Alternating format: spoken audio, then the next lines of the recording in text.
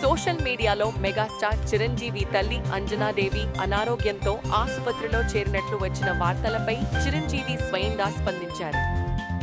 ఆమె 2 రోజుల పాటు స్వల్ప అస్వస్థతకు గురైనప్పటికీ ప్రస్తుతం ఆమె పూర్తిగా ఆరోగ్యంగా ఉన్నారని తెలిపారు. అలాగే ఆమె ఆరోగ్యంపై ఊహాజనిత కథనాలను ప్రచురించవద్దని మీడియాను కోరారు.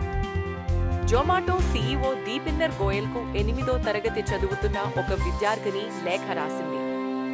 ఆమె లేఖలో జొమాటో నిర్వహిస్తున్న ఫీడింగ్ ఇండియా కార్యక్రమం ద్వారా అనేక మంది ఆకలిని తీర్చడంలో సహాయపడుతున్నందుకు ధన్యవాదాలు తెలిపింది. తమ గురించి ఆలోచించేవారు ఉన్నందుకు ఆనందంగా ఉందని, భవిష్యత్తులో తాను కూడా ఇతరులకు సాయం చేయాలనుకుంటున్నానని పేర్కొంది.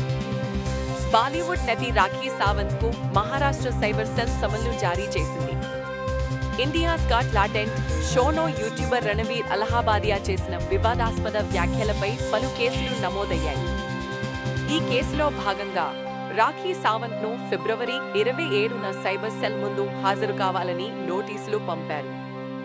గతంలో ఈ షోకు ఆమె అతిథిగా హాజరయ్యారు. అలాగే షో నిర్మాతను ఫిబ్రవరి 24న విచారణకు పిలిపించారు. రణవీర్ అలహాబాదియా ఒక వ్యక్తిని తల్లిదండ్రుల శృంగారం గురించి ప్రశ్నించడంతో ఈ వివాదం ప్రారంభమైంది. దీంతో ఆయనపై పలు రాష్ట్రాల్లో ఎఫ్ఐఆర్లు నమోదయ్యాయి. సుప్రీంకోర్టు కూడా ఈ విషయంపై సీరియస్గా స్పందించింది. Congress party parliamentary party chairperson, Rajya Sabha సభ్యురాలు సోనియా గాంధీ స్వల్ప అస్వస్థత కారణంగా ఢిల్లీలోని సర్ గంగారాం ఆసుపత్రిలో చేరారు.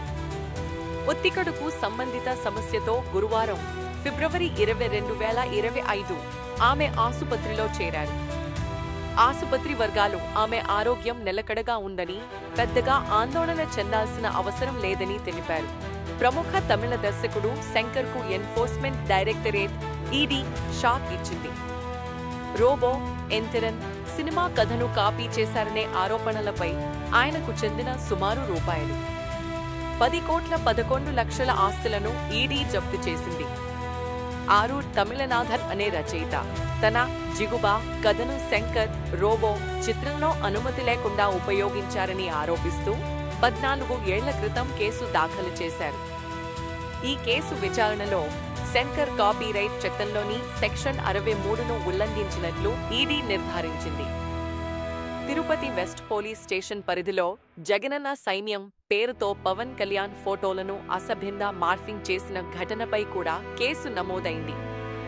చిత్తూరులో హరీష్ రెడ్డి అనే వ్యక్తి తప్పుగా పోస్టు పెట్టడంపై కేసు నమోదు చేశారు. సోషల్ మీడియాలో పవన్ కళ్యాణ్ ఫోటోలను మార్ఫింగ్ చేసిన వారిపై ఫిర్యాదుల నేపథ్యంలో పోలీసులు కేసులు నమోదు చేసి నిందితులను గుర్తించే పనిలో ఉన్నారు. కేరళలోని కొచ్చిన్ అంతర్జాతీయ విమానాశ్రయంలో ఒక ప్రయాణికుడు భద్రతా సిబ్బందితో అనుచితంగా జోక్ చేయడం వల్ల అధికారులు దానిని సీరియస్గా తీసుకుని పోలీసులకు ఫిర్యాదు చేశారు. దీంతో విమానం ఎక్కి విదేశాలకు వెళ్లాల్సిన సదరు ప్రయాణికుడు పోలీస్ జీప్లో స్టేషన్కు తరలించబడి ఆపై లాకప్లోకి వెళ్లాడు. ఈ ఘటనలో ప్రయాణికుడు తల బ్యాగులో బాంబు ఉందని సరదాగా చెప్పాడు.